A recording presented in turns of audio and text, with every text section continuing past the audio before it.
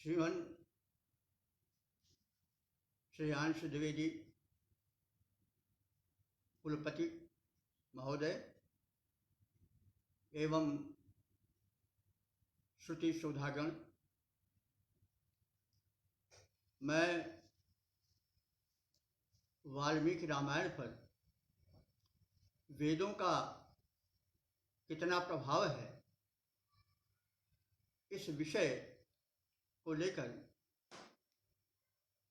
एक संक्षिप्त प्रस्तुति करना चाहता हूँ। तो वेद का अर्थ है ज्ञान का समूह। वेद में ज्ञान के लौकिक स्वरूप, पारलौकिक अथवा आध्यात्मिक स्वरूप, दोनों का बड़ा ही सुंदर रूप, सुलझा रूप प्रस्तुत किया गया है। आप सबको विदित है कि वेद अपौरुषेय है। सृष्टा ने जब अपनी प्रिय रचना सृष्टि प्रस्तुत की तो उसमें विकसित होने वाला उसका प्रिय मानव कैसे आगे बढ़ता जाए और उसकी प्रिय विविध रूप रंगों वाली सृष्टि कैसे सुरक्षित बनी रहे, इसके नियम भी उसने अंतरिक्ष में किरणों के रूप में सुरक्षित कर दिया, जिसे ऋषि मेधा ने अपने ध्यानजन्य विद्युत बल द्वारा ग्रहण कर उसे वैदिक संस्कृत छंद में आच्छादित करके लोकहित में प्रस्तुत किया। तो वेद का संहिता भाग है ऋग्वेद, यजुर्वेद, सामवेद, अथर्ववेद के रूप में जो जाना जाता है। वेद की व्याख्याएं हुई जो ब्राह्मण ग्रंथों में, आरण्यकों, उपनिषदों, स्मृति ग्रंथों, सूत्र ग्रंथों आदि में विस्तृत है। तो इस प्रकार से वैदिक संस्कृत में आचरण संबंधित सभी बातें संग्रहित कर दी गई, व्याख्यायी कर दी गई, लेकिन उनकी भाषा शैली पृष्ठ थी, वो ऋषियों की भाषा थी। उस समय जो लोक में भाषा पनप रही थी वह थी लौकिक संस्कृत, जो आज की संस्कृत है। तो लौकिक संस्कृत उस समय की सर्वसामान्य की भाषा थी, वह सरल थी, और वैदिक भाषा दुरूह थी। इसलिए वेद रूपी सागर से मौखिक रूप में निकाल करके उसे चरित्रों से जोड़ करके प्रस्तुति का जो स्तुत्य प्रयत्न किया वे थे महर्षि वाल्मीकि। तो वाल्मीकि ने वैदिक सिद्धांतों को चरित्रों से जोड़ करके उसको व्यवहारिक रूप में प्रस्तुत कर अत्यधिक प्रभावशाली बना दिया।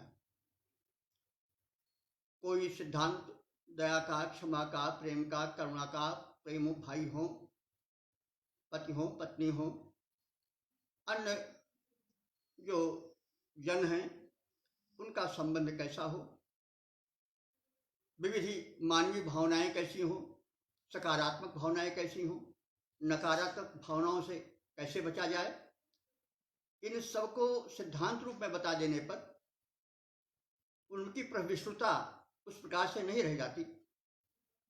जब वे किसी चरित्र से जोड़ करके प्रस्तुत किए जाते हैं तो उनमें विशेष बल आ जाता है। जैसे पिस्तौल की गोली अगर किसी को ऐसे मारी जाती तो विशेष प्रभावशाली नहीं होगी, लेकिन वही जब पिस्तौल में भरकर मारी जाती है तो उसका प्रभाव बड़ा व्यापक हो जाता है। तो ऐसे चरित्र की व्यवहारिकता से जोड़ करके प्रस्तुत किया गया सिद्धांत अधिक सफल और प्रभावशाली होता है। तो वेद के सिद्धांत वाल्मीकि रामायण में दो परिवारों के माध्यम से विशेष रूप से प्रकट किए गए, एक राजा दशरथ का परिवार और एक रावण का परिवार। एक के साथ सकारात्मक भावनाएं जोड़ी गई, दूसरे के साथ नकारात्मक भावनाएं जोड़ी गई। सकारात्मक भावनाओं से एक उज्जवल पक्ष प्रस्तुत किया गया मानवता के विकास के, और नकारात्मक भावनाओं से जो राक्षस परिवार का था, रावण परिवार था, उससे लोक हित में बाधा पड़ती है, यह बात स्पष्ट की गई। तो वेद छाया हुआ है वाल्मीकि रामायण पर, इसीलिए उसको पंचम वेद भी कहा जाता है। यूं तो विद्वानों ने वेदों में भी राम कथा को ढूंढा है, और वेदों में जहाँ इक्ष्वाक का नाम, रघु का नाम, दशरथ का नाम, राम का नाम, सीता का नाम एवं अन्य पात्रों के नाम सुलभ हैं। अयोध्या का भी नाम आया है अथर्ववेद में, अष्टचक्र नवद्वारा नाम पूरे अयोध्या। तो रावण का भी सीधे नाम तो नहीं है, लेकिन उसको वृत्तासुर से विद्वानों ने जोड़ा है। वो वृत्त जो है बादलों का घेरा है, जो कि गरजता बहुत है, और इसीलिए रावण को भी उसी से जोड़ा गया है। रव से रावण बना है, तो जो गरजे बहुत वो रावण है। उसके स्वर में ज्यादा तीक्ष्णता थी, इसीलिए उसके पिता विश्वाजी ने उसको दशग्रीव कहा। अब दशग्रीव का लोग एक अर्थ लगा लिए कि उसके 10 ग्रीवा थी, नहीं, ये संभव ही नहीं है किसी के 10 ग्रीवा हो जाए। उसकी आवाज इतनी तेज थी कि वो 10 कंठों के बराबर थी। उसको म्यों म्यों करना अच्छा नहीं लगता था, स्वभाव में उसकी वीरता थी, इसलिए अपने लड़के के नाम भी मेघनाद रखा, मेघ के समान कर। बहरहाल, लेकिन जो क्रमबद्ध विवरण है राम कथा का, वो वेदों में नहीं है। भले ही तुलसीदास जी ने कह दिया है कि चारों बंदों चारों वेद, भव सागर बोहित सरिस, जिन्हें न सपने खेद, वर्णत रघुबर विशद जस। तो वेदों में रामायण और राम और अन्य पात्रों के नाम तो हैं, लेकिन उनका क्रमबद्ध कोई इतिहास या ब्यौरा नहीं है। वो कार्य पूरा हुआ आदि कवि महर्षि वाल्मीकि द्वारा। तो वाल्मीकि स्वयं वैदिक परंपरा से संबद्ध थे। उन्होंने स्वयं कहा है कि मैं प्रचेता का पुत्र हूं। प्रचेता कहते हैं वरुण को, जो वेद के प्रभावशाली देवता हैं। उन्होंने कहा प्रचेतसो हम 10वां पुत्र, मैं प्रचेता का 10वां पुत्र हूं। तो स्वयं वाल्मीकि जी वरुण के 10वें पुत्र थे। तो बड़ा संबंध उनका वेद से था। राम का भी नाम वेद में है, सीता का भी नाम वेद में है। उनको कृष्ण की अधिष्ठात्री देवी कहा गया है। तो नाम बहुत कुछ हैं। और जो रामायण में पात्र हैं, जैसे सुग्रीव हैं, बाली हैं, आदि आदि, वे सब भी वैदिक देवताओं से जुड़े हैं। सुग्रीव सूर्यपुत्र है, बाली इंद्रपुत्र है, हनुमान जी भी तो वेद से इतने जुड़े हैं कि उनको पुत्र नहीं बल्कि उनको खास तौर से रुद्र का अवतार ही कह दिया गया। वे एकादश रुद्र बने, 11वें रुद्र हैं।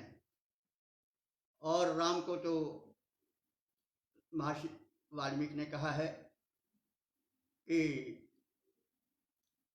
अथ देवैरुदीर्णस्य रावणस्य वधार्थ भी अर्थ तो मानुषे लोके यज्ञ विष्णु।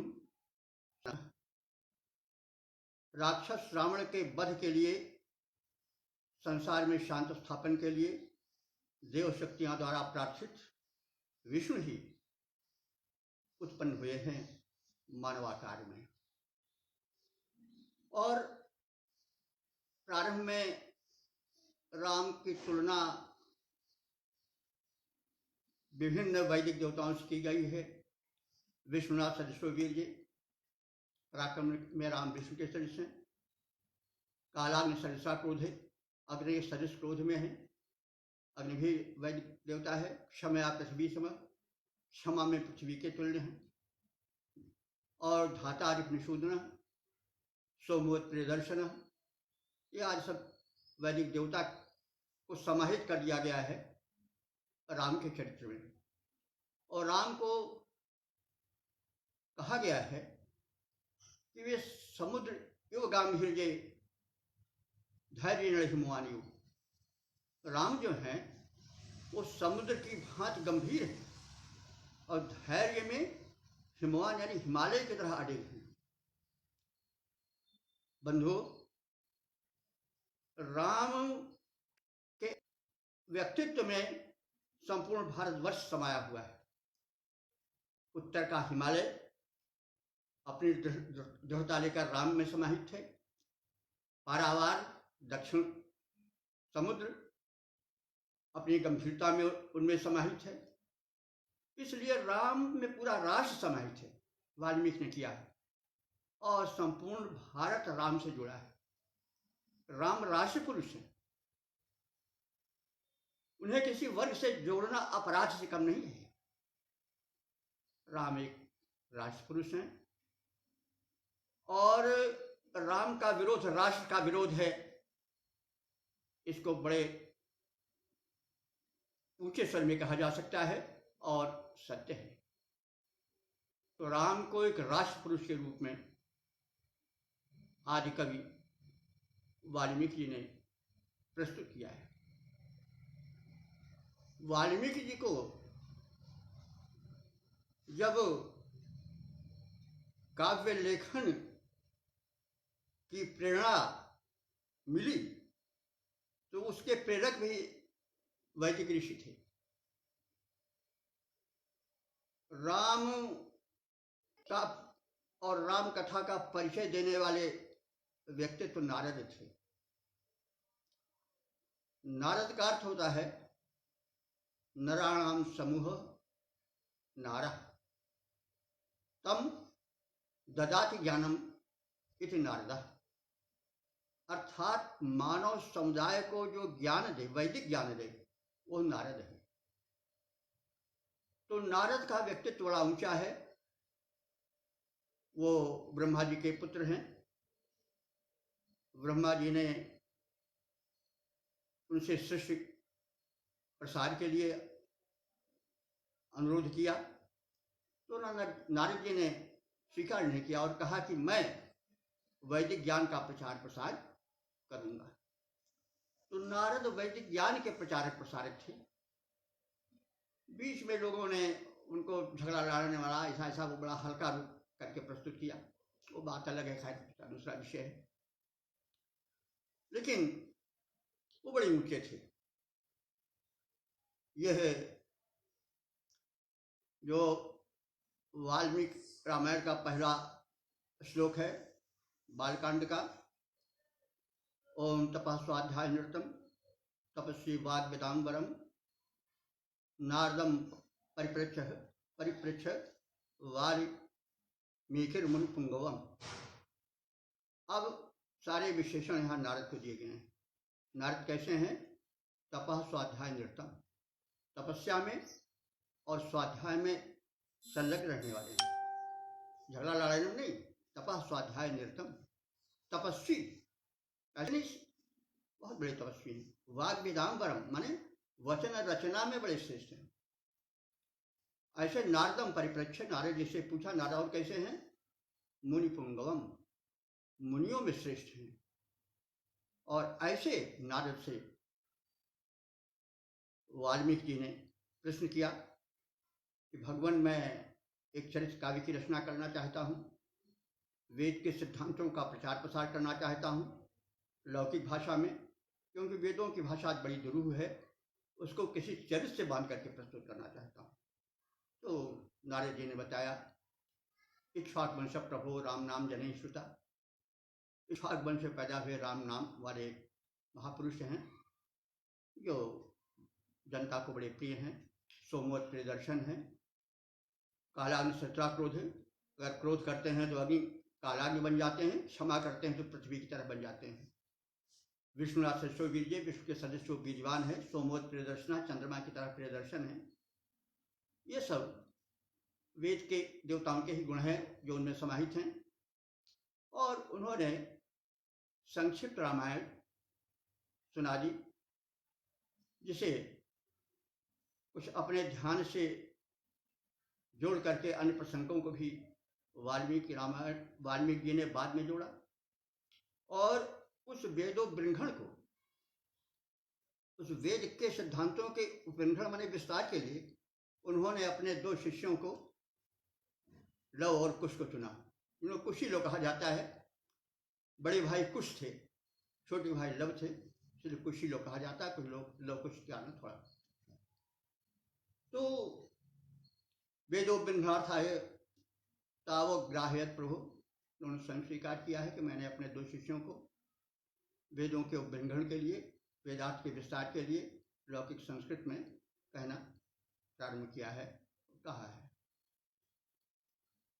तो इस चीज को एक छंद में भी प्रस्तुत किया गया है, जो काव्य रचना का कारण बना। आप सब जानते हैं कौन से प्रसंग? तो कंज खिला रवि रश्मियों से, कंज खिला रवि रश्मियों से अनुरंजित हो गया कानन सारा। और चारा चला चुगने निज निज से संग बधु के विहंग बिचारा। त्यों ही छिपे तमसा नदी तीर से तीर बहे लिए ने एक मारा। और फूटी पड़ी ऋष के उर से तब काव्य बनी वर वेद की धारा। काव्य बनी वर वेद की धारा। तो काव्य का उद्गम स्थल हुआ और वो वेद की श्रेष्ठ ज्ञान की धारा ऋषि के कंठ से निकल पड़ी। और वो पहला था मान निषाद प्रतिष्ठान्तम व शाश्वती समा यस्कम अवधि काम मोहितम। तो यह एक पृष्ठभूमि हुई जिसमें कि बताया गया कि वाल्मीकि रामायण जो है वो वेदों का उपरिंघण है, लौकिक संस्कृत में सरल विस्तार है, वो एक चरित्र काव्य है। उसमें बताया गया है कि राजा कैसा हो, प्रजा कैसा हो, प्रजा कैसी हो, परिवार कैसा हो, भाई भाई का संबंध कैसा हो, पिता पुत्र का संबंध कैसा हो, पति पत्नी का संबंध कैसा हो। पात्रों के बाद हमसे सारी अभिव्यक्ति दी गई है। वेद में कहा गया है, अथर्ववेद में, कन्योपुत्रः पितुपुत्रा सन्मना याय पत्ये मध्वती वाचम वदत शांतिवान माँ भ्राता भ्रातरं दुक्षण माँ शचार मुत्समा सम्यं च शब्दा भूता वाचा वदत भद्रया। यानी घर में ऐसा हो कि पिता के अनुकूल पुत्र का आचरण हो, माता की कृपा दृष्टि बनी रहे, चरित्र से माता को प्रसन्न किए रहें पुत्र, भाई भाई से द्वेष न करें, बहन बहन न द्वेष करें, जाया यानी पत्नी पति को मधुर वचन से प्रसन्न रखे और इस प्रकार से परिवार में बहार रहे। परिवार नागरिक गुणों की प्रथम पाठशाला है, इसलिए वाल्मीकि जी ने परिवार पर बहुत बल दिया। उन्होंने दो परिवारों को रखा, एक ओर राजा दशरथ का परिवार और दूसरी ओर रावण का परिवार। दशरथ के परिवार में संगठन था, भाई भाई के लिए जान देता था, प्राण देता था, राज्य उसके लिए कुछ नहीं था, भार था। और एक और रावण का परिवार था, जहाँ कला थी, रावण विभीषण में, और दोनों के विरोधी विचार थे और नकारात्मक विचार थे रावण के परिवार के, और वही नकारात्मकता नाश का कारण बनी। तो सकारात्मक भावना भर करके राजा दशरथ का परिवार और उसके विपरीत नकारात्मकता से युक्त रावण के परिवार को विषय बनाया महर्षि ने। दूसरे उन्होंने राजा को दिया, क्योंकि राजा बहुत बड़ा मानदंड होता है प्रजा के आचरण का। यदि राजा भ्रष्ट हो गया तो प्रजा भ्रष्ट हो जाएगी। यथा राजा तथा प्रजा, वाल्मीकि जी ने कहा है, यथा कुरुते राजा प्रजास्तमनुवर्तते। राजा जैसा करता है प्रजा उसी का आचरण करती है। सर्वत्र प्रसिद्ध है कि जब बड़े लोग बिगड़ जाते हैं तो सभी लोग बिगड़ जाते हैं, उसके छोटे वाले। जब सबसे बड़ा राजा होता है, राजा बिगड़ गया, भ्रष्ट हो गया, तो प्रजा भी भ्रष्ट हो जाएगी। इसलिए राजा को बहुत सुलझा हुआ, बहुत दृढ़ चरित्र वाला, बहुत आचरण से युक्त होना चाहिए। इन दो बातों को संदेश रूप में प्रस्तुत किया काव्य के माध्यम से महर्षि वाल्मीकि जी ने। तो राजा के रूप में राम का आचरण, आप सब राम राज के विषय में बहुत जानते हैं, ज़्यादा कहने की आवश्यकता नहीं। उस समय कितना सुख था यह कहा नहीं जा सकता है। प्रजा हर तरह से सुखी थी। कृषि, फल फूल देने वाले वृक्ष सभी समुन्नत थे। राम ने एक राजा के नाते बहुत बड़ा साम्राज्य विस्तार भी किया था। भारत ने पहली बार राम राज्य का सुख देखा और राम राज्य का विस्तार देखा। उस समय राम राज्य जो था वो काबुल कांधार से लेकर के और पूरब में ब्रह्मा तक फैला था, हिमालय से लेकर के और कन्याकुमारी, लंका तक हम कह सकते हैं फैला था। क्योंकि लंका का जो राजा विभीषण था वो राम का सामंत कहा जा सकता है। तो लंका विजय के बाद राम ने दे दिया था, तो सब विदित थे विभीषण को राज्य, लेकिन वो सामंत थे, राम के अधीन थे। किष्किंधा को भी जीता उन्होंने, लेकिन सामंत रूप में सुग्रीव को सौंप दिया राज्य, लेकिन सब उनके अधीनस्थ थे। तो राम ने बहुत बड़ा साम्राज्य निर्मित किया।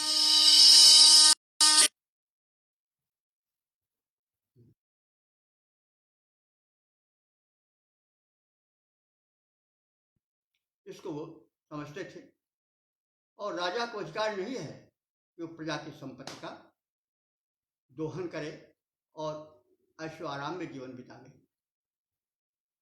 राम ने एक पत्नी के व्रत का भी पालन किया। सीता को प्रजा के आग्रह पर त्याग दिया। उन्होंने कहा पहले प्रजा तब राजा। यदि प्रजा दोषी समझती है सीता को तो हम सीता का त्याग कर देंगे। प्रजा पहले तब राजा। आज क्या होता है, पहले राजा तब प्रजा। राम ने आदर्श प्रस्तुत किया कि पहले के लिए नहीं, यह उनका उच्च आदर्श था। अगर वही आदर्श चलता रहता तो स्वर्ग बना रहता आज के देश। तो इस प्रकार से उन्होंने बताया कि जब गद्दी पर राम होंगे तो राम राज्य होगा और जब होगा तो रावण राज्य होगा। इसलिए दो बातों को उन्होंने केंद्र में रख करके राम कथा का विस्तार किया। तो इस प्रकार से हम वाल्मीकि जी का एक जो कथा का आकार था उसको संक्षेप में बताया। अब थोड़ा पारिवारिक संबंधों की और रिश्तों की एक वानगी प्रस्तुत करेंगे। परिवार में त्याग होना चाहिए और एक दूसरे की भावना का आदर होना चाहिए। राम ने राज्य का त्याग किया। भरत प्राण प्रिय पावहि राजू, सब विध में सन्मुख आजू। और पहला उदाहरण मिलता है कि पंचायत होती है कि राज्य कौन ले। चित्रकूट में बहुत बड़ी सभा जुटती है। भरत कहते हैं कि भैया तुम राज्य लो, मुझे नहीं चाहिए, धरना देकर बैठ जाते हैं। और राम कहते हैं कि नहीं भैया, पिताजी ने दे दिया है तुम्हें, तो आप राजी करो। तो इस गेंद किस पाले में जाए, इस पाले से उस पार फेंका जाता है। अंत में भरत को राम विजय बना देते हैं। तो हार से खेल जिताए हो मोहि, भरत ने कहा था कि मैंने अपने प्यारे राम की भावनाएं देखी है। वो मेरा हृदय कभी तोड़ते नहीं थे। वे हमें जब देखते थे कि मैं खेल में हार जा रहा हूं तो स्वयं हार जाते थे कि मेरे हृदय को ठेस में लगे। तो मैंने अच्छे प्रकार से समझा है राम को। तो कहने का मतलब राज्य यहाँ पर एक गेंद बना हुआ है कि उस पाले में गिरे। और वेद का यह प्रभाव था, माँ भ्राता भ्रातरन दुक्षण, भाई भाई से कभी द्वेष न करे। तो यह वेद का संदेश है और उसका अक्षरशः पालन किया वाल्मीकि जी ने राम और भरत के चरित्र को दिखा करके। तो परिवार में राम और सीता के प्रेम को हम देखते ही हैं। सीता को वनवास नहीं हुआ था, राम को हुआ था। राम बन जाने लगे तो सीता ने कहा कि नहीं, मैं भी आपके साथ चलूंगी। वाल्मीकि रामायण में भी है, तुलसी के रामायण में भी है कि बड़े दूर तक कष्टों की एक फेहरिस्त पेश किया राम ने।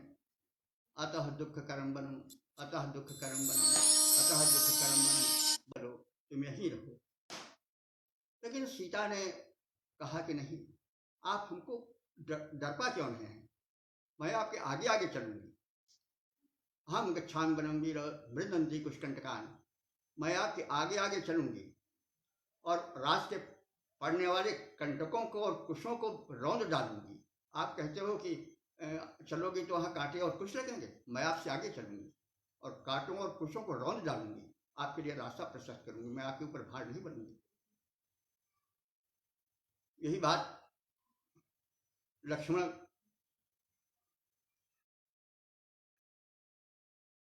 मानव स्वभाव के कारण पहले लक्ष्मण ने कहा कि भैया यह अनर्थ है, अधिकार आपका है।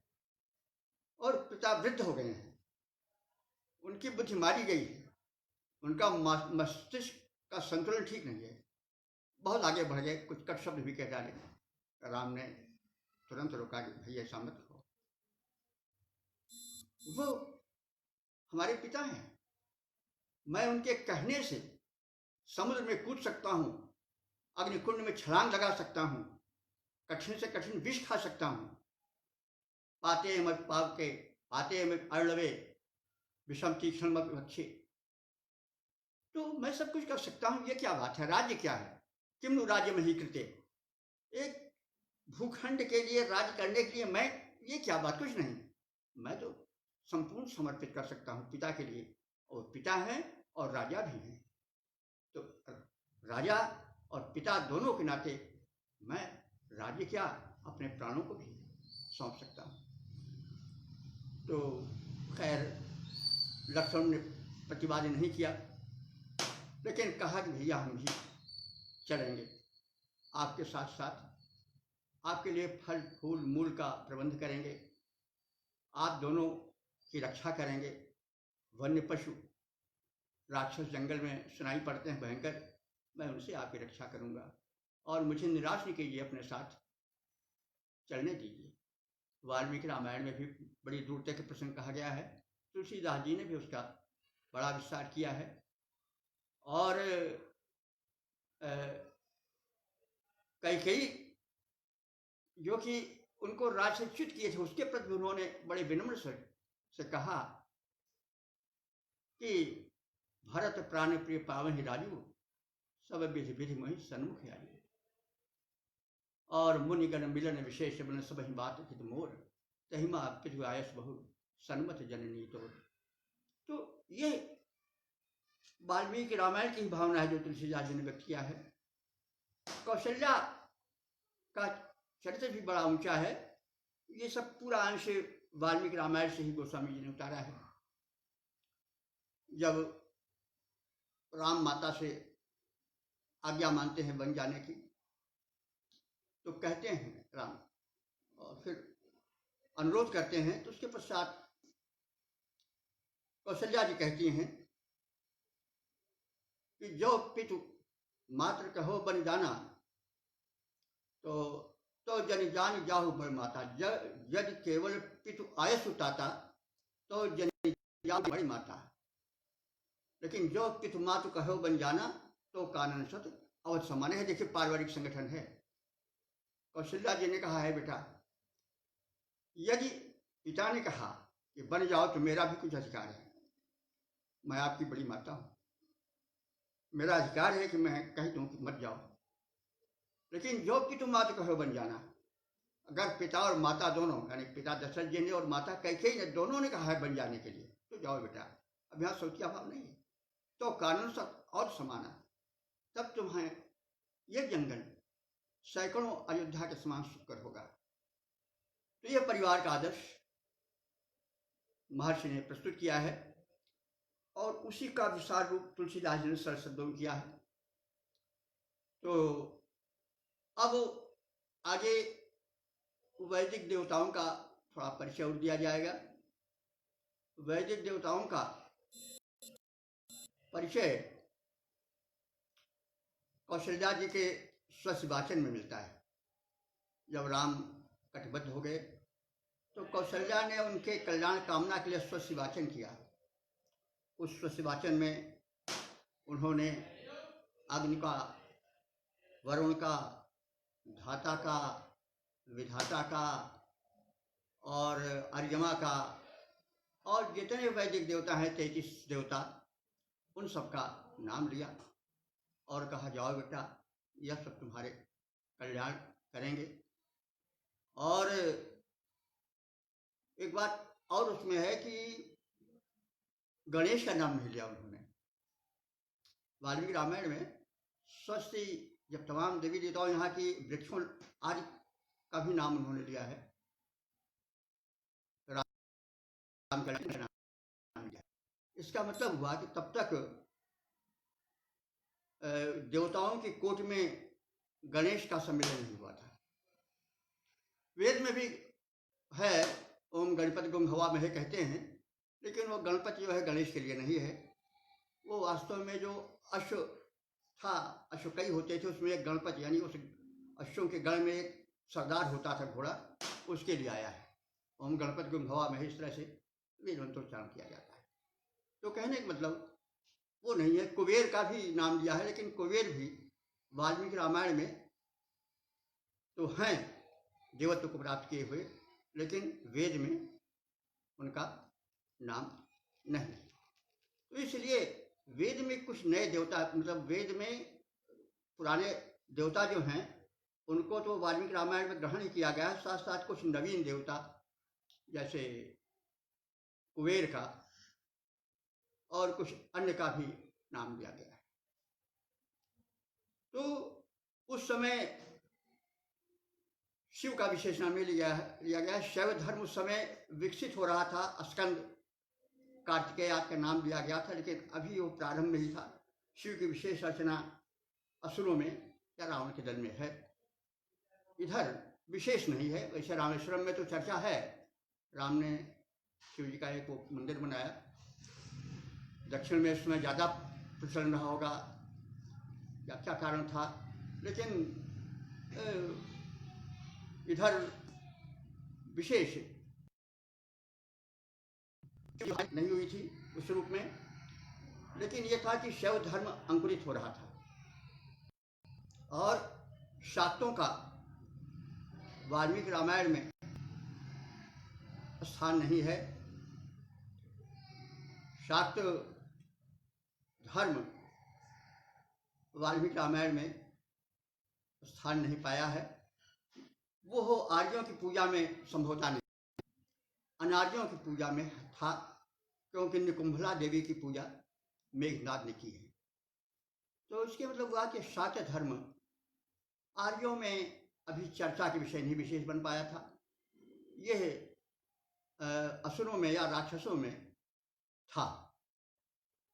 तो यह तो धर्म विषय की चर्चा है।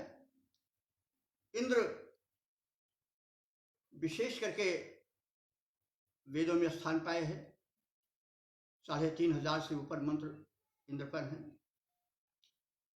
तो एक बात स्मरण करने की है कि इंद्र को बहुत ज़्यादा तो बार बार चर्चा नहीं की गई है, लेकिन यह बात जरूर है कि हमने देखा वाल्मीकि रामायण में अध्ययन किया तो विष्णु से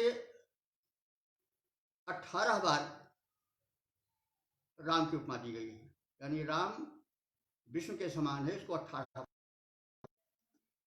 लेकिन इंद्र से 77 बार उनकी तुलना की गई।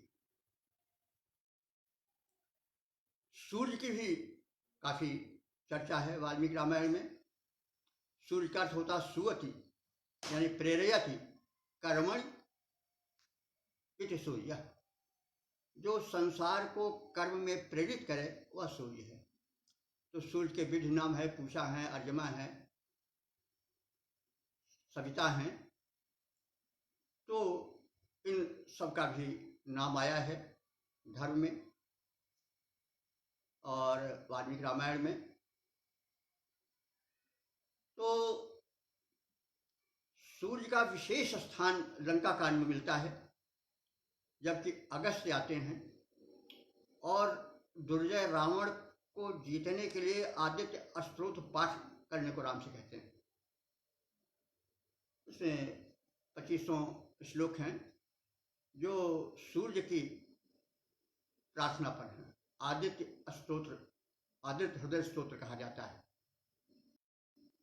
तो उससे राम को अपूर्व शक्ति मिली और दुर्जय रावण पर उन्होंने विजय की। इसलिए सूर्य भी एक जो वेद का प्रमुख देवता है, उसको भी एक ऊंचा स्थान वाल्मीकि रामायण में मिला है। अब वेदों का एक मुख्य धर्म यज्ञ है। तो यज्ञ को तो यजुर्वेद में कहा गया है कि यज्ञ श्रेष्ठतमो, श्रेष्ठतमः कर्म, श्रेष्ठतमः कर्म। यज्ञ प्रत्येक श्रेष्ठतम कर्म को कहा जाता है। विवाह हो उसको भी जो कहते हैं, और कोई लोक कल्याण हो वो भी यज्ञ है। तो लेकिन यज्ञ का एक रूप जो प्रचलित है वो यह है कि जैसे सोम यज्ञ है, अश्वमेध यज्ञ है, राजसूय यज्ञ है, ज्योतिषोम यज्ञ है, आदि आदि अनेक प्रकार के यज्ञों का वर्णन ब्राह्मण ग्रंथों में और सूत्र ग्रंथों में। तो जो यज्ञ प्रचलित था उसमें बहुत प्रचलित था। अश्वमेध यज्ञ नहुष ने किया था,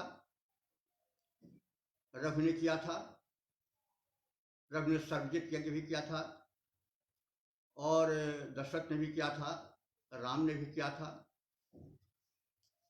पुत्रेश यज्ञ के वो भी एक यज्ञ था, पुत्रेश यज्ञ। लेकिन अश्वमेध यज्ञ का विशिष्ट वर्णन वाल्मीकि रामायण के बालकांड में है। अश्वमेध यज्ञ राम ने भी किया था। पहले वो राजसूय यज्ञ करना चाहते थे। राजसूय यज्ञ में राजाना सूयन्ते, उसमें राजाओं को उनका सवन होता है, यानी राजाओं को मारा जाता है। तो प्रस्ताव पहले राम ने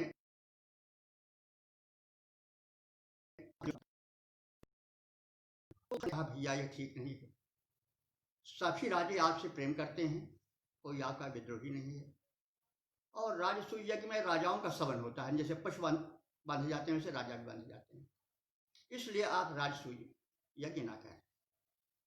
राम ने मान लिया और लक्ष्मण जी ने प्रस्ताव रखा, ये उत्तरकांड में है, कि भैया आप जो है वो अश्वमेध यज्ञ करो। तो राम ने भी अश्वमेध यज्ञ किया और उसका वर्णन है। लेकिन अश्वमेध यज्ञ होता कैसे था, इसका वर्णन विशेष रूप से दशरथ ने जो अश्वमेध यज्ञ किया था उसमें। यह अश्वमेध यज्ञ सरयू के उस पार किया गया था, भूमि चुन करके, और मखौड़ा आज भी प्रसिद्ध है, मख से मखौड़ा बना है, संभवतः ये बस्ती जिले में पड़ता है, इस समय सरयू के उस पार है। तो वहां पर यज्ञ भूमि चुनी गई थी। वशिष्ठ की मंत्रणा से इसके ब्रह्मा, यानी जो यज्ञ में यज्ञ का निरीक्षण करता था वो ब्रह्मा कहलाता था, उसका ऊंचा स्थान होता था। तो ऋषि श्रृंग या श्रृंगी ऋषि के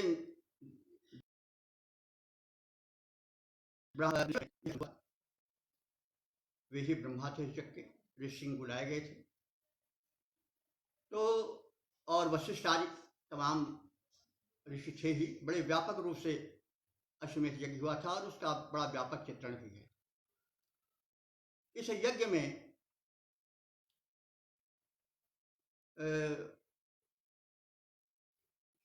समझिए 21 युग बांधे गए थे। युग क्या है, एक स्तंभ होता था जिसमें की रत्न जटित कारीगरी होती थी, उसको रेशम के कपड़े से सुसज्जित किया जाता था और उसमें पशु पक्षी आदि बांधे जाते थे जिनका कि सवन होता था। और तो उस प्रकार से इस यज्ञ स्तंभ को कहा गया है कि 21 यज्ञ स्तंभ थे और उसमें तरह तरह के पशु बांधे गए थे, पक्षी भी बांधे गए थे, सरीसृप माने सर्पात भी बांधे गए थे। और उसमें से कुछ स्तंभ तो बेल की लकड़ी के थे, कुछ गूलर के थे, कुछ स्तंभ जो थे देवदार के थे, और उन्हें जैसा हमने कहा कि युग कहा जाता था। उन युग की दूरी क्या होती थी, वाल्मीकि रामायण में लिखित है कि हाथ फैलाने पर, दोनों बाहें फैलाने पर जितनी दूरी बनती थी उतनी दूरी पर एक युग बांधा जाता था। इस प्रकार से 21 युग थे जो स्वर्ण मंडित थे और उनमें विविध पशु पक्षी आदि बांधे गए थे। तो देखिए उस युग का ध्यान को आ गया लोक में और तो हो गया, लेकिन आज भी युग खड़ा होता है, विशेष करके विवाह में। एक श्रावण निकालते हैं, लोग कहते हैं श्रावण निकाली जाती है, ठेंगा उसको कुछ जगह कहा जाता है, और उसमें चिड़िया उड़िया बना करके लकड़ी की बांधी जाती हैं। आज वो प्रतीक है, वही चिड़िया पक्षी बांधे जाते हैं, पशु तो नहीं, पक्षियों के चित्र मिलते हैं जिसको लोग जब मारो हिलाया जाता है तो उसको ऐसे नोच लेते हैं लोग। तो वही एक प्रारूप उसका है, आजकल श्रावण उगाई जाती है गाँव में ठेंगा। तो कहने का मतलब 21 युग थे और वही चक्रवर्ती सम्राट का था, बड़ा विशाल आयोजन था। उसमें यह भी लिखा है कि चारों वर्ण बड़े बहुसंख्यक बुलाए गए थे, यानी बड़ी संख्या में ब्राह्मण थे, क्षत्रिय भी बड़ी संख्या में थे, वैश्य भी थे और शूद्र भी थे। इससे प्रतीत होता है कि जो जाति व्यवस्था थी उस समय कठोर नहीं थी, सबको स्थान दिया जाता था, सबको दान दिया जाता था, सबको सम्मान दिया जाता था, साथ साथ बैठाया जाता था, कोई भेदभाव नहीं था। इसलिए जातिगत जो है वह कठोरता नहीं थी। वाल्मीकि रामायण में शूद्रों को तपस्या करने का भी अधिकार था। एक तपस्विनी थी, वो आर्येतर थी, राम की भक्त थी, तपस्विनी भी थी।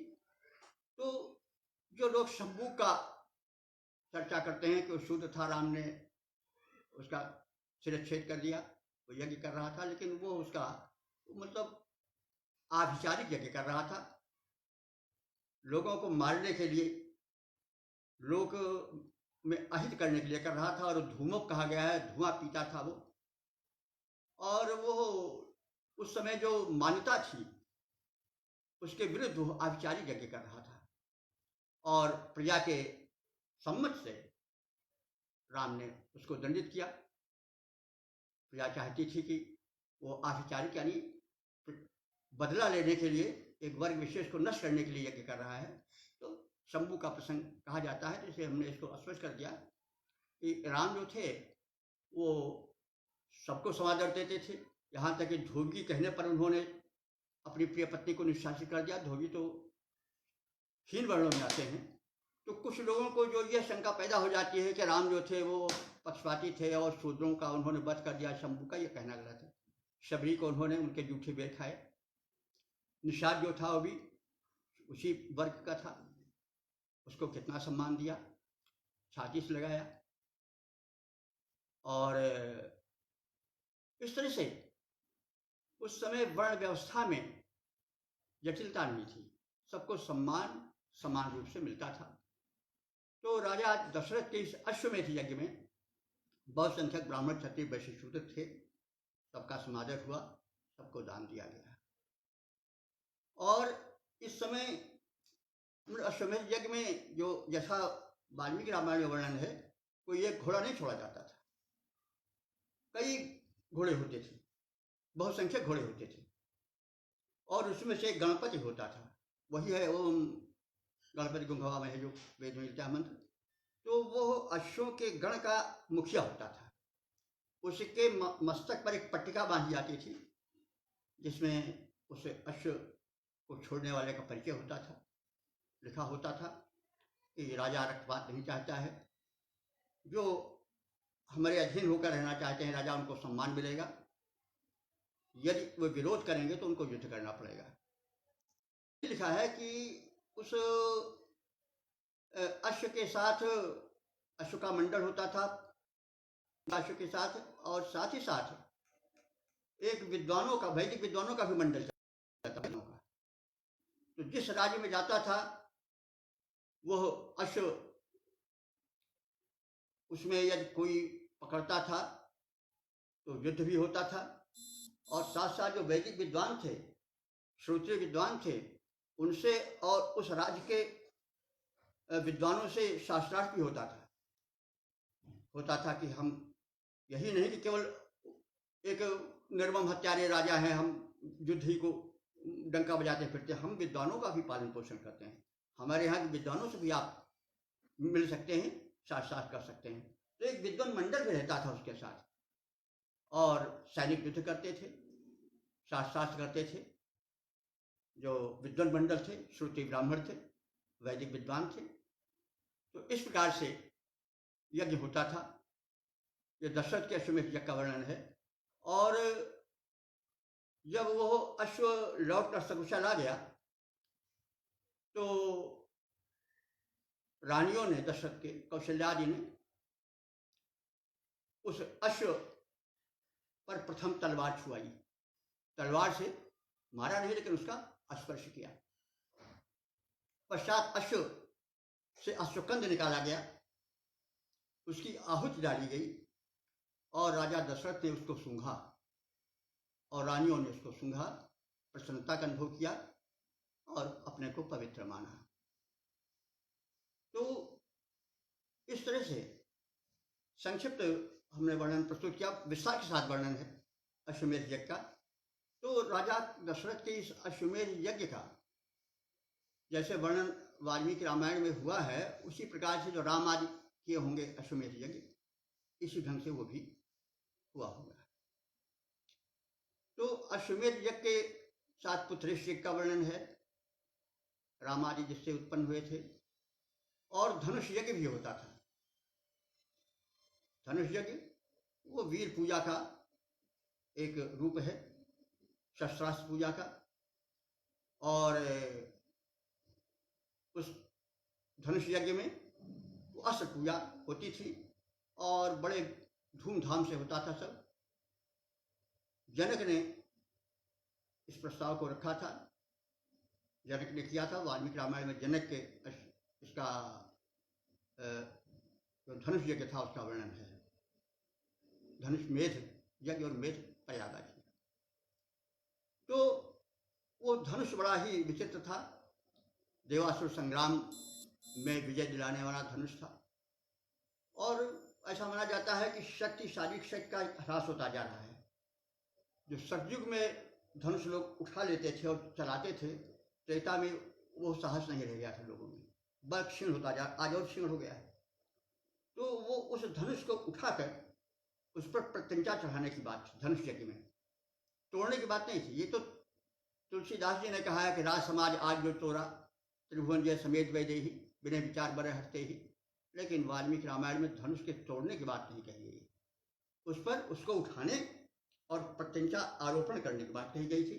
उस धनुष यज्ञ के साथ उन्होंने अपने कन्या सीता के विवाह का भी समायोजन कर दिया कि इस धनुष को उठाकर जो उस पर प्रत्यंचा चढ़ा सकेगा उसके साथ हमारी पुत्री सर्वगुण संपन्ना सीता का विवाह होगा। तो राम इस कार्य में सफल हो गए थे। उन्होंने धनुष उठा लिया, तमाम लोग नहीं उठा पाए थे।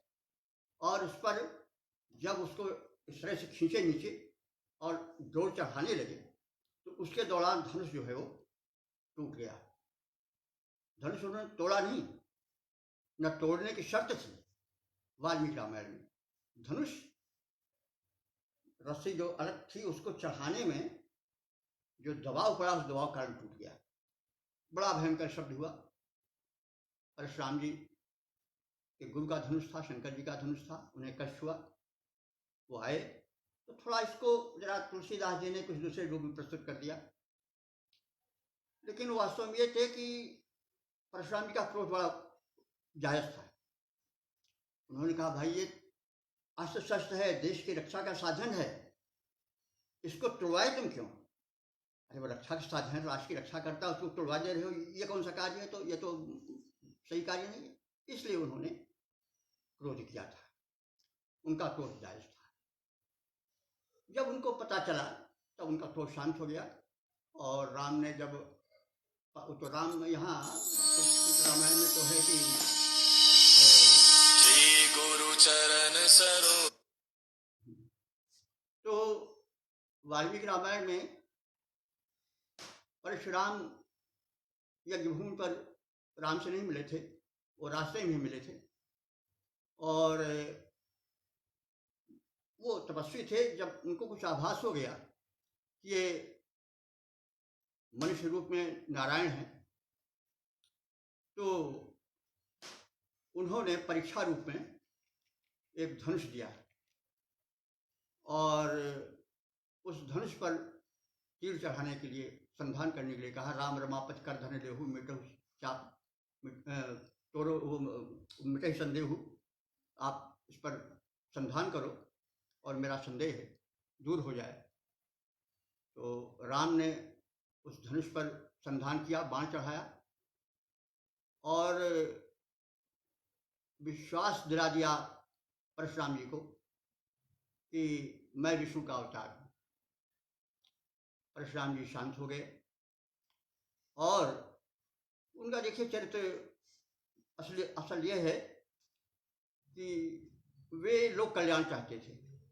उस धनुष पर तीर चढ़ाने का ये था कि वो बेकार नहीं जाता था, जब चढ़ता था तो तीर कुछ न कुछ करेगा जरूर, ऐसे नहीं।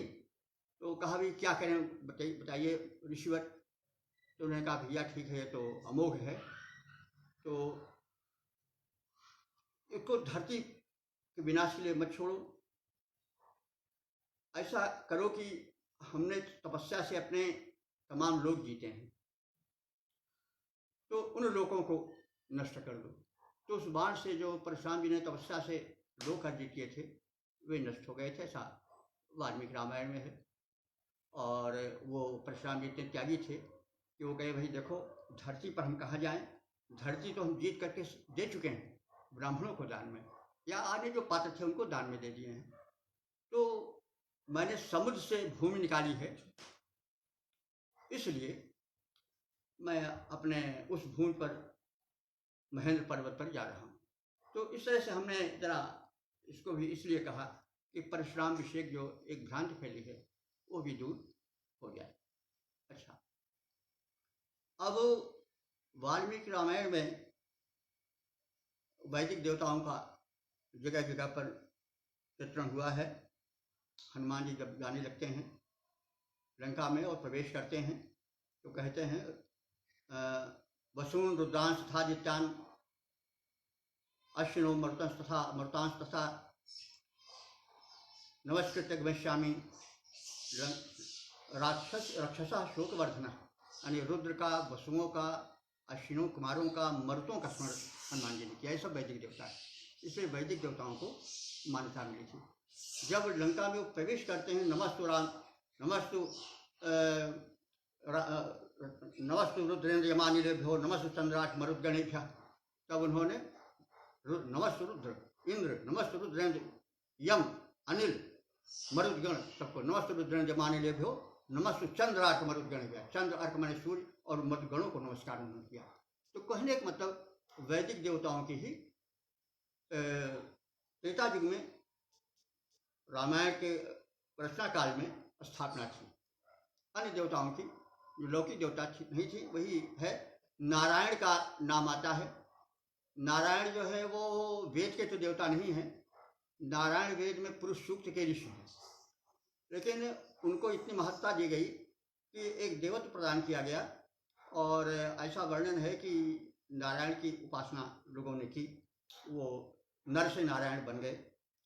और मंदिरों का भी जो है वो वर्णन नहीं मिलता है, सिर्फ एक जगह मंदिर का वर्णन है। वो जब राम का राज्याभिषेक उद्घोषित हो गया तो राम और सीता नारायण मंदिर में एक रात रहे, ऐसा है। लेकिन और कहीं मंदिर की मूर्ति क्या है, कैसे है, आदि नहीं हुआ। इस मतलब मूर्ति पूजा तो वेदों में विद्वान ही माने है कि नहीं है। वैसे कुछ लोग कहते हैं कि मूर्ति पूजा है, वो क्या है, एक है कि लेकिन वो मूर्ति पूजा नहीं है। अब वो आगे प्रसंग क्षण तो विस्तार होगा। तो वाल्मीकि जी के इस रामायण में भी मूर्ति पूजा की चर्चा नहीं है, केवल एक मूर्ति और केवल एक मंदिर का कथन है, लेकिन और विशिष्ट कोई बात उसमें नहीं कही गई है। हर निकुंभला देवी आदि की पूजा लंका में होती थी, वो बात अलग है, लेकिन आर्यों में तब तक मूर्ति पूजा का प्रचार नहीं था, केवल यज्ञ का प्रचार था। और ध्यान प्रथम युग मख विष दूजे, द्वापर पर 64 पर पूजे, तुलसीदास जी ने इसका समर्थन किया है कि मख विष में यज्ञों वाला जो था वो त्रेता था। तो त्रेता में इस प्रकार से यज्ञ जो वेदों में और ब्राह्मण ग्रंथों में, स्मार्त ग्रंथों में लिखे हैं, उसका प्रचलन था और वही काफी रूप से चल रहा था, पर्याप्त रूप में चल रहा था। लेकिन नैतिक कर्तव्य भी थे, धर्म नैतिकता के रूप में विकसित हो रहा था। और वो यह कि मनुष्य न सुखा सुखाम लगते, सुख से सुख नहीं पाता है, यानी मनुष्य का जीवन तपस्या वाला होना चाहिए। अनेक तपस्वियों का वर्णन मिलता है वाल्मीकि रामायण में। तमाम तपस्वी ऐसे मिले थे जो सलीलाहारी थे, जल पीकर रहते थे। तमाम मरीचिक थे, मरीचिक माने सूर्य की किरणों को पी करके ही रहते थे। और वाताहारी थे, केवल वायु पी करके रहते थे। अश्मकुट थे, पत्थर से कूट करके बस अन्न सीधे खा जाते थे। यानी इस तरह से सलीला शैलाशयी थे, जल में टिक करके तप करते थे, तो तप काफ़ी मात्रा में होता था। शबरी जो थी वो भी तपस्विनी थी, तो तप का व्यापक प्रसार था, यज्ञ का व्यापक प्रसार था। और ये कहा गया है कि भाई बताई गई कर्म की पद्धति कि कर्म कोई पहले देखने में अच्छा लग रहा और उसका परिणाम ठीक नहीं निकलने वाला, तो ऐसा कर्म नहीं होना चाहिए। कहा है राम जी ने, वह यो आम्रवनम छित्त्वा पलाशम चा निषंचति पुष्पम दृष्ट्वा फले ग्रधूसा सोचत फलागमे। ये 2-3 बार आया है वाल्मीकि रामायण में ये श्लोक। प्रसंग के अनुकूल राम ने कहा कि हे भाई, तुम खरदूषण से भी उन्होंने कहा कि तुम जो है इस लौकिक सुख को सुख मान रहे हो कि हम ये कर लेंगे वो कर लेंगे, लेकिन तुम्हारी भूल है। तुम सुख के प्रारंभिक रूप को देख करके फल का अनुमान न करो। यह तो ऐसे हुआ, यह आम्रवनम छित्त्वा, जैसे देखे कि 2 बगीचे हैं, एक बगीचे में आम का बौर लगा हुआ है, आम का फूल लगा हुआ है, और एक बगीचे में इसका फूल लगा हुआ है पलाश का। तो पलाश का फूल देखने में बड़ा सुहावना लगता है, खूब चमकीला। आम का फल धुंधला धुंधला, फीका फीका सा, बुझा बुझा सा लगता है। तो कोई ये सोच ले कि भाई जब इसका फूल इतना अच्छा है तो फल कितना अच्छा होगा। तो क्या होगा कि वो आम तो कोई फल नहीं दे पाएगा, पलाश और आम सुंदर फल देगा। तो वही कर्म के प्रारंभिक रूप को देख करके उसका फल भी सुखद होगा, यह मान लेना मूर्खता है। जैसे यह आम्रवनम छित्त्वा पलाशम चा निषंचति, जो आम्रवन को काट डालता है, पलाश को सींचता है, यह सोच करके कि पलाश का फूल अच्छा है तो फल भी बहुत अच्छा होगा, तो सह शौचत फलागमे आता है तो सिर पीट पीट करके पछताता है कि हमने क्या अनर्थ कर डाला। इसलिए सुख को परिणाम के हिसाब से देखना चाहिए। वैसे भी हम देखते हैं भाई, सवेरे एक आदमी उठता है, पढ़ता, अध्ययन करता है, व्यायाम आसन प्राणायाम करता है, वो कष्टकर है, सोते रहना बड़ा आनंद आता है, लेकिन परिणाम क्या होता है, जो साधना करता है उसको दिव्य फल मिलता है, और जो सवेरे का समय निद्रा में गुजारता है उसको उसका कटफल मिलता है। तो इसीलिए सुख को वाल्मीकि रामायण में बड़ा स्पष्ट संदेश दिया गया है, किसी कर्म के प्रारंभिक रूप को देख करके ही निर्णय नहीं कर लेना चाहिए कि काम करना चाहिए। तो इस प्रकार से उसमें कहा गया है। वाल्मीकि रामायण में यह भी कहा गया है कि संसार में संबंध अस्थायी नहीं रहते हैं, इसलिए संबंधों में भूल कर नहीं रहना चाहिए। यह उपनिषदों का प्रभाव है। वेदों में तो शायद दुख नाम है ही नहीं, जहाँ तक शायद ढूंढने से मिले, नहीं, दुख नाम वेदों में है ही नहीं। वेद आशावादी है, वेद कर्म में विश्वास रखता है, वेद जीवन को एक कर्म की वाटिका बनाना चाहता है, लेकिन उपनिषदों में कुछ हट करके भाव हुआ है। उपनिषदों में संसार में दुख है, यह भी देखा गया है। और उस उपनिषद, क्योंकि उपनिषदों के बाद रामायण काल आता है, जहाँ तहाँ उपनिषद से संबंधित श्लोक भी मिलते हैं, और उसमें कहा गया है कि भाई इस संबंध पर इतना ज़्यादा ना इतराओ, ये तो संबंध वैसे है जैसे समुद्र के प्रवाह में या नदी के प्रवाह में तमाम लट्ठे, तमाम तृण आज बहते हैं, वे लट्ठे या वे टुकड़े लकड़ी के आपस में थोड़ी देर के ऐसे मिल जाते हैं और मिल करके फिर अलग हो जाते हैं, बिछड़े। और जो है वो जन्म का अंत मृत्यु में होता है, लाभ का अंत हानि में होता है, मान का अपमान में होता है, दिन का रात में होता है। ये संसार जो है विरोधी गुणधर्मों की एक बहुत बड़ी शाला है, बहुत बड़ा स्थान है।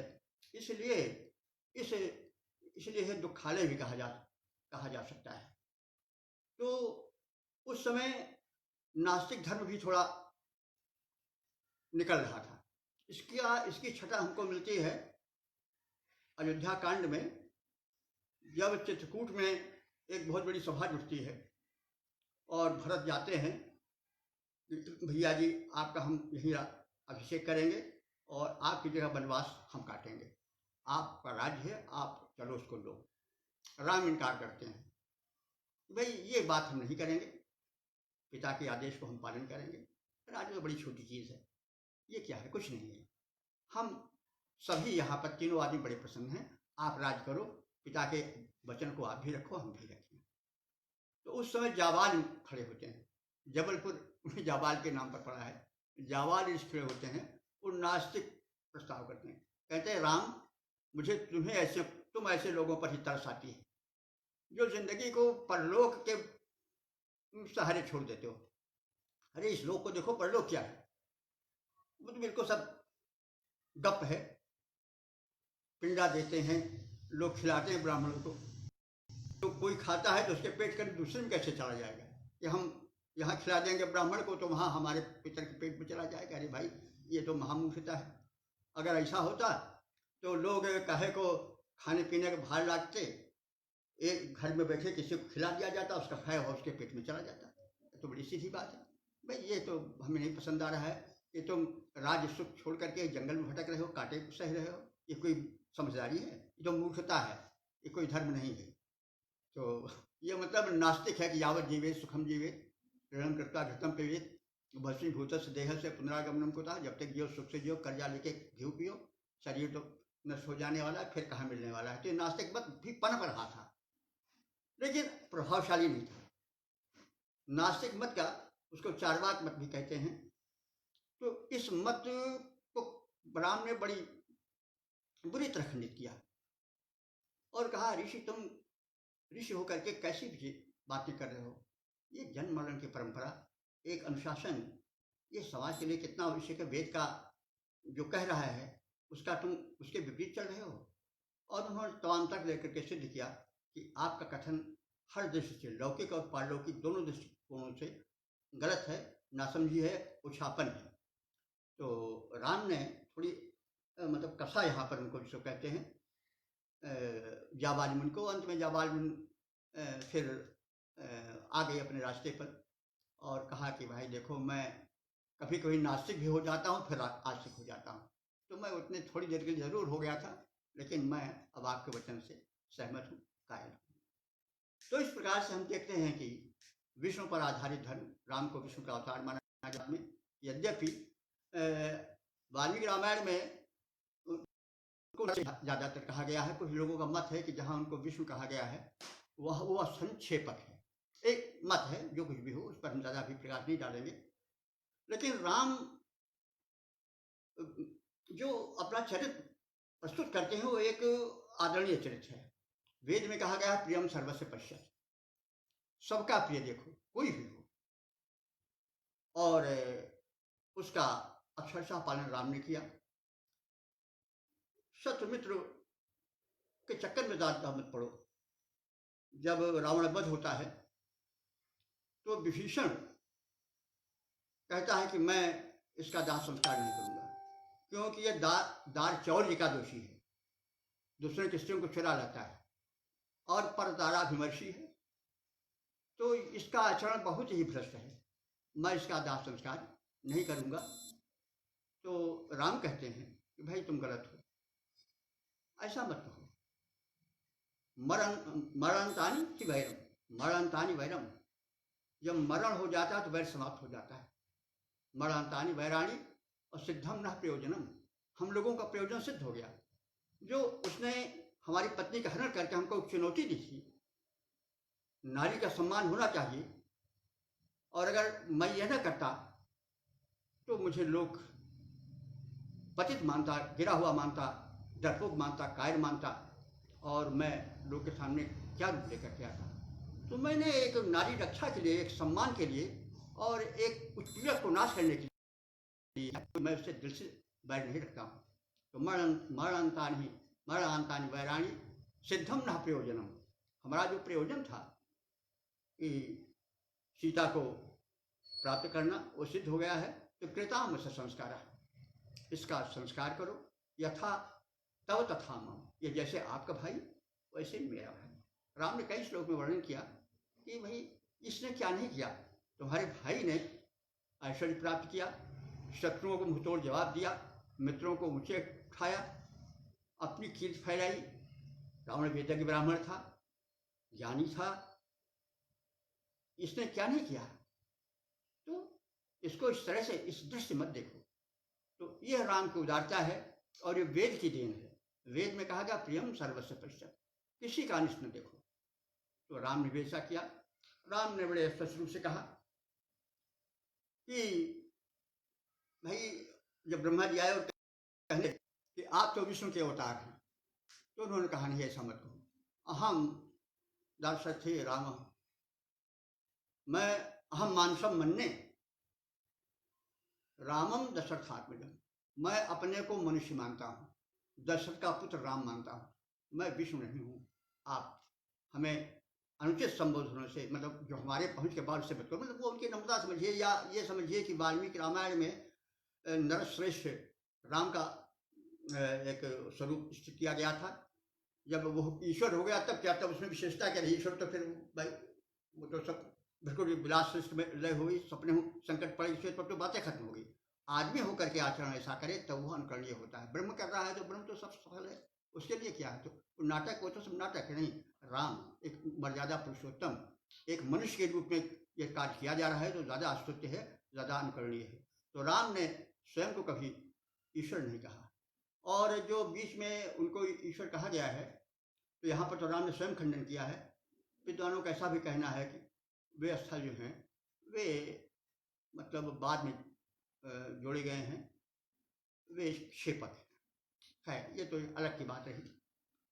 तो राम का इस रूप में चित्रण है, एक महामानव के रूप में, एक राज्य संस्थापक रूप में, एक प्रजापालक के रूप में, एक पुत्र रूप में, एक पिता रूप में, पति रूप में, सभी रूप में उन्होंने एक आदर्श स्थापित किया। मित्र रूप में उन्होंने आदर्श प्रस्थापित किया।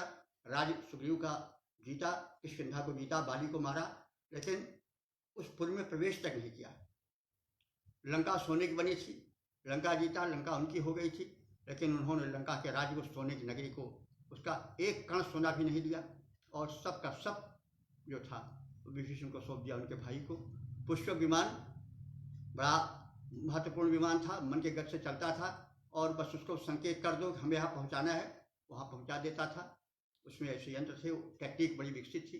लेकिन राम ने उस विमान को भी नहीं ग्रहण किया। जब अयोध्या पहुँच गए तो कहा कि भैया तुम कुबेर के हो और कुबेर के पास चले जाओ। तो जैसे आज भेज दिया जाता है यंत्र से, वैसे कुछ उस पर यंत्र दबाए होंगे कि यहाँ चले जाओ, तो कुबेर के पास चला गया। नहीं, राम ने उसको लौटा दिया। राम में वो परिग्रह नहीं था। ये मनुष्य का सबसे बड़ा दोष है, परिग्रह माने संचय करना, जो चीज़ बढ़िया लाल अपने पास रख लो, ये नहीं। मनुष्य को अपरिग्रही होना चाहिए, धन की लालच नहीं करनी चाहिए। धन कमाओ लेकिन परिग्रह में मत फंसो। तो राम ने यह भी उदाहरण प्रस्तुत किया कि परिग्रह नहीं होना चाहिए, संग्रह अनुचित नहीं करना चाहिए।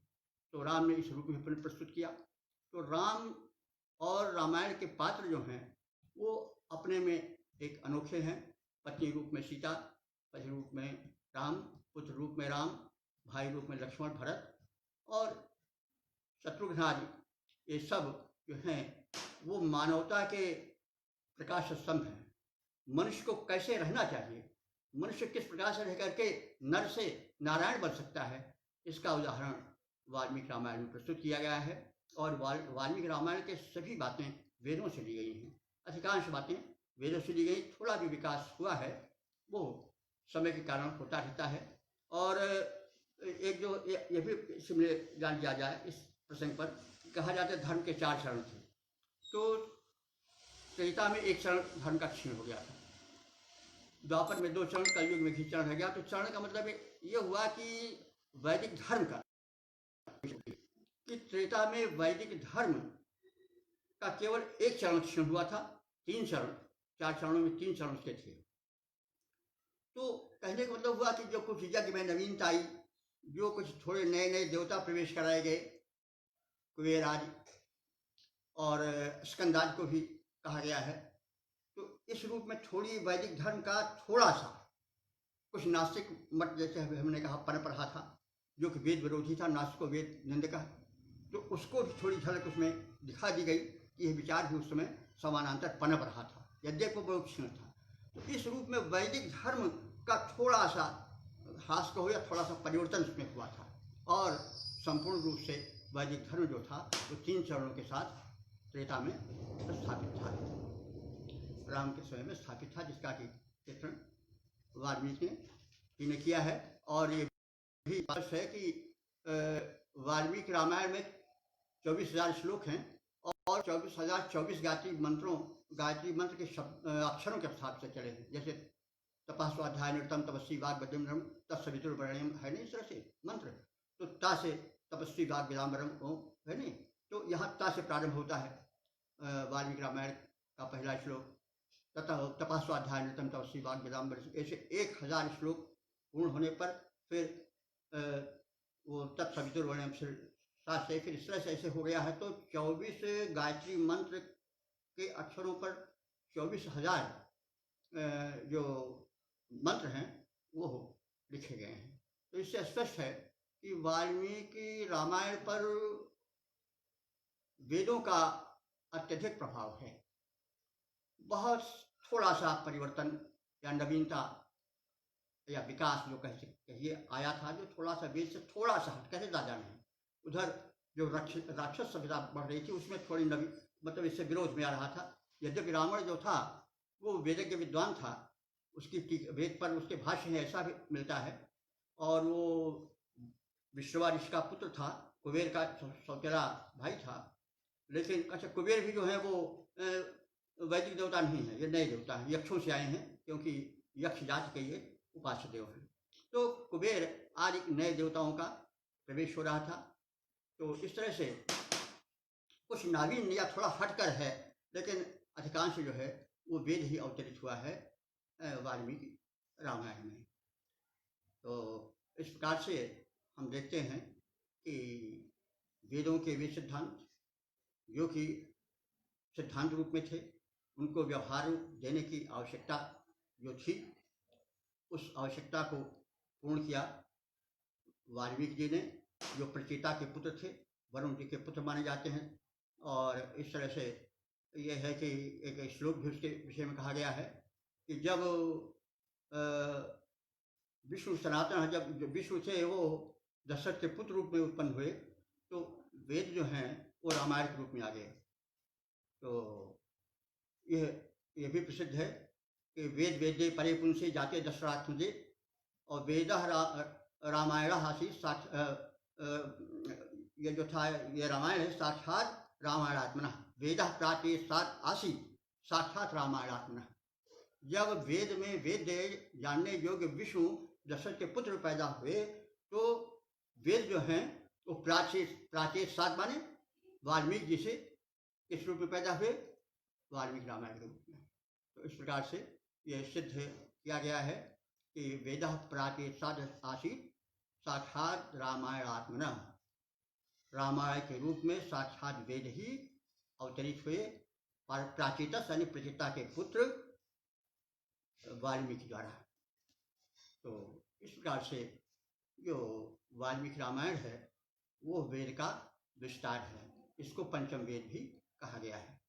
अब वाल्मीकि रामायण की जो राम कथा हुई इतनी लोकप्रिय हुई कि उसका विस्तार बहुत हुआ। वाल्मीकि रामायण का विस्तार संसार के लगभग सभी प्रमुख भाषाओं में है। जैनों में भी राम कथा है, बौद्धों में भी राम कथा है, पाली में है, संस्कृत गुजराती में भी है, मराठी में भी है, और बंगाली में भी, यही नहीं चीनी में, खुरासानी में, अरबी में, अनेक भाषाओं में वाल्मीकि रामायण जो है वो लोकप्रिय हुआ। और हर पुराण में पूरा जो भारतीय साहित्य है संस्कृत का, हिंदी का, उसका अधिकांश भाग रामकथा से जुड़ा हुआ है। कथा में विकास हुआ वो बात अलग है, लेकिन रामकथा की लोकप्रियता जो हुई वाल्मीकि के द्वारा प्रस्तुत की गई, उसमें चरित्रों का जो चित्रण किया गया वो सब इतना लोकप्रिय हुआ, जनता ने उसको इतना पसंद किया कि अन्य भाषा भाषी लोगों ने उसको ग्रहण किया और अपने अपने ढंग से प्रस्तुत किए। तो अब उसको हम करेंगे किस रामायण में किस तरह से प्रस्तुतिकरण हुआ है, रामकथा का कितना पालन किया गया है और रामकथा का कितना अंश विस्तृत किया गया है, कितना अन्य सिद्धांतों से पोषित हुआ है, ये सब कहेंगे तो बहुत समय लगेगा। कभी किसी गोष्ठी में, किसी परिचर्या में ये भी किया जाएगा कि वाल्मीकि रामायण का प्रभाव किस किस रूप में कहाँ कहाँ पर है। और रामायण सचकोट अपारा जैसे कहा गया, रामायण सैकड़ों करोड़ों रूप में लिखी गई हैं। तो मुख्य मुख्य रामायण जो हैं जिसमें रामकथा विकसित हुई है, उसमें कहाँ तक वाल्मीकि रामकथा का पालन हुआ है, अनुकरण हुआ है, और कितना कुछ लोगों ने अपने तरफ से उसमें जोड़ा है। और इस तरह अन्य अवसर पर तद विषय वार्ता होगी। यदि आप लोग चाहेंगे तो वो भी कभी प्रस्तुत किया जाएगा। अब मैं अपने वाणी को